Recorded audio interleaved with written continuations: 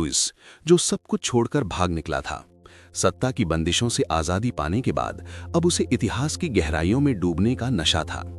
पिछले 2 सालों से वो भारत की धूल भरी सड़कों पर भटक रहा था, कभी खंडहरों की ओर तो कभी मंदिरों के बीच, तो किसी वीरान किले की दीवारों में बीते युग की गूंज धूंघता हुआ।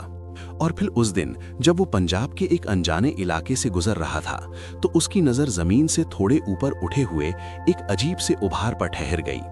वो कोई आम टीला नहीं था।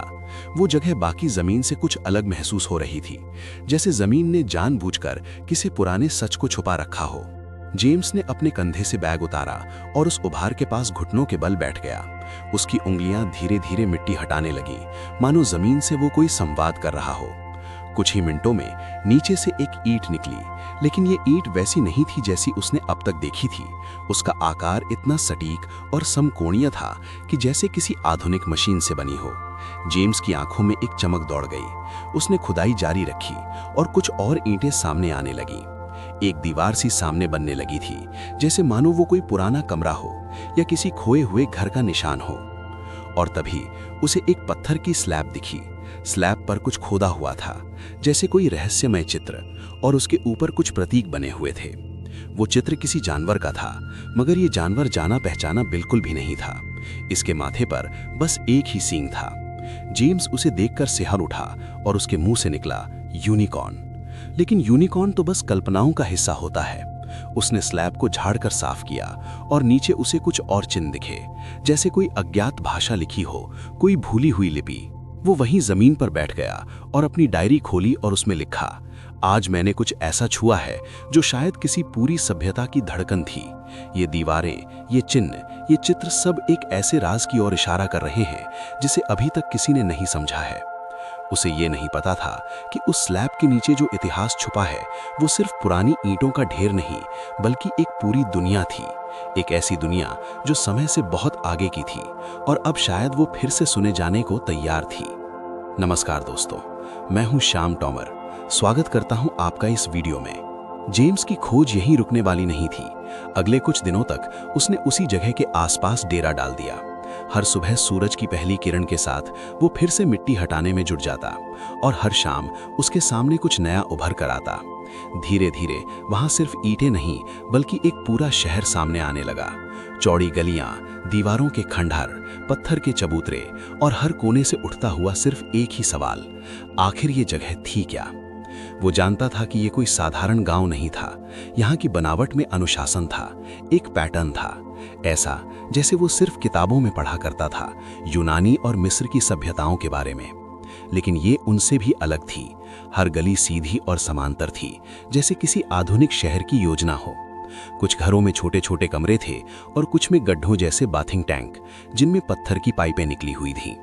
जेम्स की आंखें हर नई चीज पर रुकती और उसके भीतर का इतिहास प्रेमी चुपचाप चीख उठता कि इतनी उन्नत रचना आखिर हजारों साल पहले कैसे मुमकिन हो सकती थी। लेकिन जितनी तेजी से ये जगह खुल रही थी, उतनी ही गहराई से रहस्य भी बढ़ता जा रहा था। एक दिन खुदाई के दौरान उसे एक और पत्थर की सील मिली। इस बार उस पर एक बैल का चित्र बना था और उसके ऊपर वही अजीब प्रतीक था। वो चिन्ह अब उसे हर जगह मिल रहे थे, कभी किसी तांबे की प्लेट पर, तो कभी किसी छोटे पत्थर पर, तो कभी किसी टूटे घड़े के किनारे पर। वो भाषा हर जगह मौजूद थी, मगर उसकी समझ से बाहर। उस रात जेम्स देर रात तक जागता रहा। उसकी डायरी में अब दर्जनों स्केच थे, चिन्हों के, जानवरों, ईंटों की माप के और शहर के नक्शे के। लेकिन सबसे ज्यादा जिस बात ने उसे बेचैन रखा था, वो था एक सवाल। अगर ये लोग इतने उन्नत थे, तो फिर वो कहाँ गए? इतना व्यवस्थित शहर, इतनी विकसित तकनीक, इतना रहस्यमय लेखन, और फिर पूरी सभ्यता जैसे अचानक से गायब हो गई हो। जेम्स के लिए ये अब सिर्फ एक ऐतिहासिक खोज नहीं रह गई थी, बल्कि ये एक अधूरी कहानी थी। एक ऐसी कहानी जिसे उसने खुद छोड़ा था और अब वो किसी भी कीमत पर इसका अंत जानना चाहता था। अगली सुबह जब जेम्स उठकर खुदाई की जगह पहुंचा, तो सूरज की पहली किरणें उन दीवारों पर पड़ रही थीं जो कभी किसी के घर की बाहरी सीमाएं रही होंगी। पर वो घर साधारण नहीं थे। जैसे जैसे मिट्टी हटती गई, तो वैसे वैसे शहर की असल पहचान सामने आने लगी। हर घर में एक खास व्यवस्था थी। ईंटों से बनी दीवारें, जिन्हें देखकर लगता था कि इन्हें किसी खास मापदंड पर बनाया गया है। कोई भी ईंट छोटी या बड़ी नहीं थी। सबकी लंबाई और चौड़ाई समान थी, एक जैसे आकार, एक जैसे कोने। और तभी जेम्स को एक और चीज दिखी। हर घर के भीतर पानी निकलने की व्यवस्था थी। एक जगह से पानी आता और दूसरी जगह से निकल जाता। उसने गौर किया कि गलियों में पत्थर की नालियां थीं, एक संगठित ड्रेनेज सिस्टम, जैसा कि वो केवल आधुनिक शहरों में देखता आया था। उसके पैरों के नीचे की जमीन अब महज मिट्टी नहीं रही थी, वो एक सोच समझकर बनाई गई शहर की बुनियाद पर खड़ा था। अब उसे यकीन होने लगा था कि ये कोई खोया हुआ गांव नहीं, बल्कि एक सुव्यवस्थित महानगर था, और इसकी सभ्यता वक्त से बहुत आगे की थी। फिर उसे एक और चीज दिखी, रास्तों के किनारे बने चबूतरे, जिनके पास पेड़ों के गड्ढे खोदे हुए थे, जैसे पैदल चलने वालों के लिए छाया की व्यवस्था हो। कुछ जगहों पर मिट्टी के दबे हुए कुएं भी मिले थे, जिनसे साफ पानी आता था। जेम्स ने पहले ऐसा कुछ नहीं देखा था। उसने खुद से पूछा कि ये कैसे संभव हो सकता है कि हजारों साल पहले, जब दुनिया के ज्यादातर हिस्से जंगलों में थे, तब यहाँ इतना विकसित शहरी जीवन कैसे था। उसे जवाब नहीं मिला, लेकिन इस शहर ने उससे एक और रहस्य बांटने का फैसला कर लिया था। एक खुदाई के दौरान उसे कुछ छोटे छोटे पत्थर मिले, जिन पर वही अजीब भाषा खोदी हुई थी, लेकिन इस बार हर पत्थर पर एक चित्र भी था, कोई जानवर, कोई पक्षी, कभी कभी एक रहस्यमय आकृति। जेम्स ने उन्हें ध्यान से देखा। हर बार चिन्हों के नीचे कोई एक जानवर जरूर बना होता था, कोई बैल, कोई हाथी, और सबसे ज्यादा बार वही एक सींग वाला प्राणी। क्या ये धार्मिक प्रतीक थे या इनका कोई और अर्थ था? उसने इन चिन्हों को अपनी डायरी में उतार लिया कि शायद किसी दिन कोई और इन्हें पढ़ सके। उसे अब यकीन हो गया था कि ये एक भाषा है, लेकिन ऐसी भाषा जो सिर्फ अक्षरों से नहीं, प्रतीकों से बनी थी। शब्द नहीं, शायद विचार। क्या हो अगर ये चिन्ह किसी शब्द को नहीं, बल्कि किसी पूरी सोच को व्यक्त करते हों? ये भाषा अब एक पहेली बन चुकी थी, और जेम्स उस पहेली के पहले गवाह। जेम्स की डायरी अब इतनी भर चुकी थी कि उसके पन्ने फैलने लगे थे। हर नए दिन के साथ चिन्हों के नए पैटर्न उभर रहे थे, नए चित्र सामने आ रहे थे, लेकिन उनका मतलब क्या था, वो अब भी एक रहस्य बने हुए थे। एक दोपहर जब धूप कुछ कम थी और मिट्टी थोड़ी नरम, तो उस दिन उसने एक ऐसी स्लैब निकाली जो बाकी सबसे अलग थी।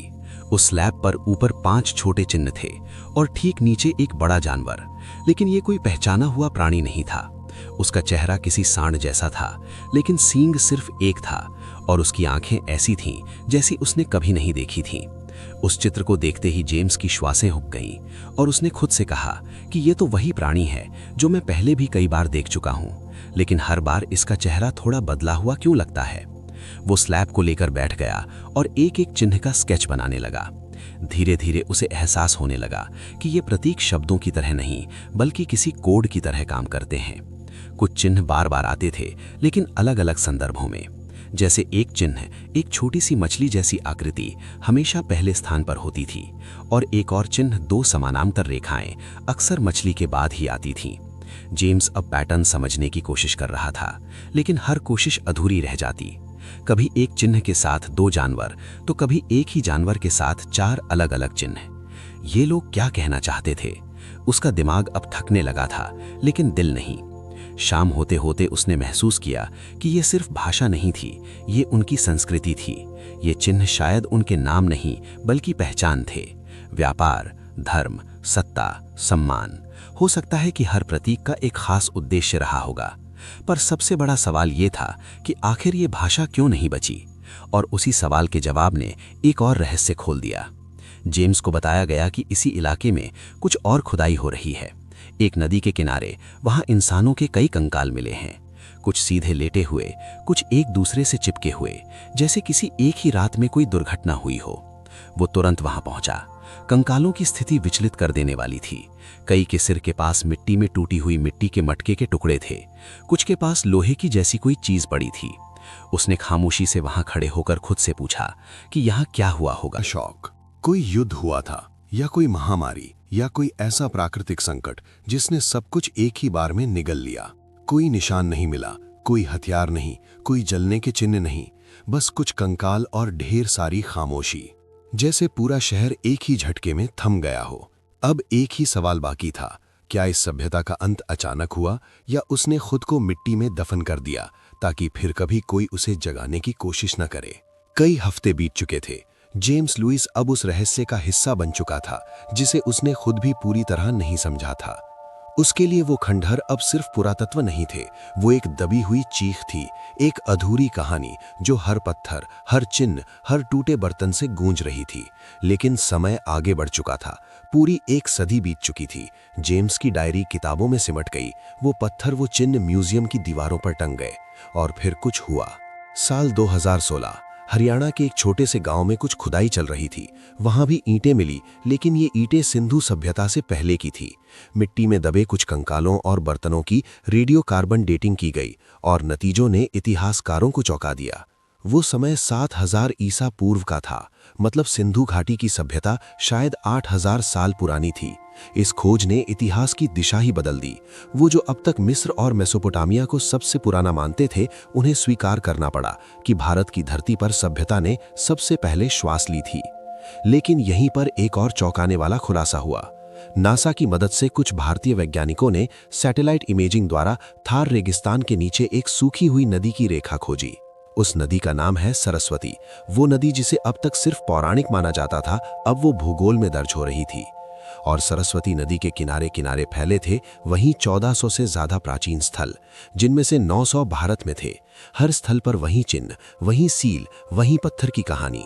अब ये साफ हो चुका था कि ये कोई सीमित क्षेत्र नहीं था, ये एक पूरा महासांस्कृतिक नेटवर्क था। एक विशाल सभ्यता जो नदियों के किनारे पनपी और उन्हीं के साथ शायद खत्म भी हो गई। लेकिन सवाल अब भी वही था, इस सब का अंत कैसे हुआ? इतनी उन्नत तकनीक, इतने संगठित शहर, इतने सांस्कृतिक प्रतीक, फिर भी सब अचानक से कैसे गायब हो गया?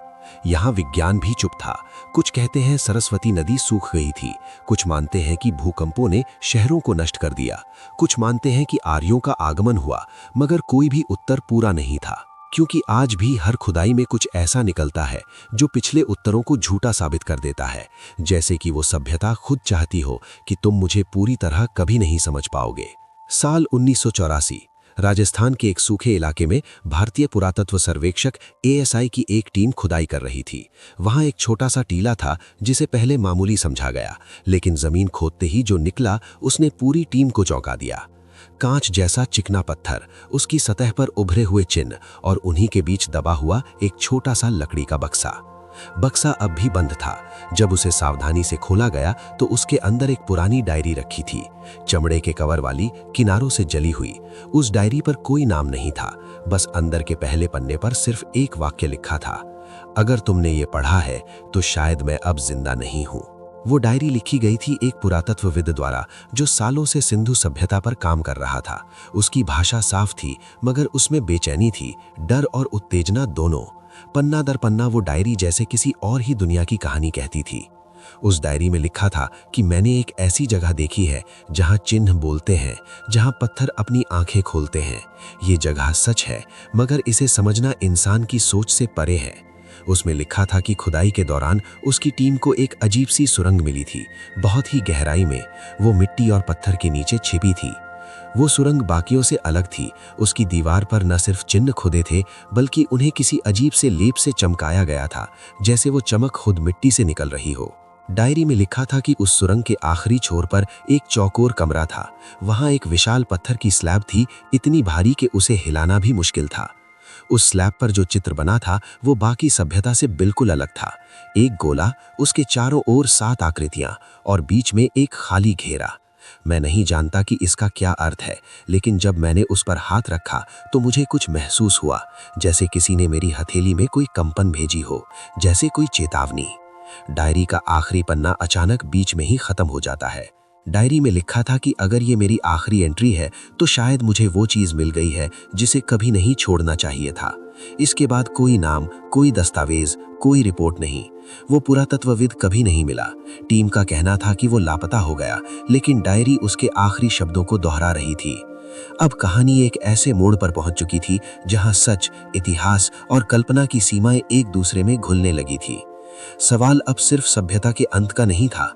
अब सवाल ये था कि क्या हमने उस सभ्यता को कभी पूरी तरह समझा भी, या वो अभी भी हमारे आसपास मौजूद है, बस समझ के बाहर। डायरी की आखिरी पंक्ति अब भी भारतीय पुरातत्व विभाग की फाइलों में दर्ज है।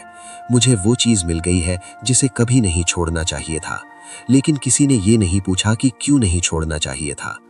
उस सुरंग की फिर कभी खुदाई नहीं हुई। सरकारी रिपोर्ट में उसे अस्थायी रूप से बंद घोषित कर दिया गया, लेकिन जो वहां था वो अब बाहर नहीं आया, या शायद वो हमेशा से ही बाहर था। लेकिन अब जब आधुनिक तकनीक हर साल नई परतें खोल रही है, तो हर खोज एक नई चीख बनती जा रही है। आर्टिफिशियल इंटेलिजेंस अब उन रहस्यमय चिन्हों को पढ़ने की कोशिश कर रही है। पैटर्न्स खोजे जा रहे हैं, मशीनें भाषा को डिकोड करने लगी हैं, और जो शुरुआती संकेत मिल रहे हैं वो चौंकाने वाले हैं। एक कोड जो समय की दिशा को दर्शाता है, एक चिन्ह जो मौसम परिवर्तन को दर्शाता है, एक पैटर्न जो बार बार आगाह करता है कि जब पानी रुकता है तो सभ्यता भी रुक जाती है। क्या ये सभ्यता हमें चेतावनी देने की कोशिश कर रही थी? क्या वो जानते थे कि नदियां सूख सकती हैं? अब आप खुद सोचिए, सिंधु घाटी के पास नदियां सूख गईं, उनका लेखन विलुप्त हो गया, सभ्यता बिखर गई, और आज हमारी नदियां सिकुड़ रही हैं। मौसम का चक्र टूट चुका है, शहर फैल रहे हैं और मनुष्य सिकुड़ रहा है। हमारे पास तकनीक है पर भाषा खो चुकी है, हमारे पास जानकारी है पर समझ नहीं। हम सभ्यता के चरम पर हैं, और फिर भी एक खोई हुई शहर की परछाई हमारे कदमों के पास सरक रही है। क्या हम भी वही दोहरा रहे हैं जो उन्होंने किया था? तो दोस्तों, इस वीडियो में बस इतना ही। वैसे आप हमारा ये वीडियो कौन से शहर से देख रहे हो, मुझे कमेंट करके जरूर बताएं। मिलता हूं मैं आपसे एक नई वीडियो में, तब तक के लिए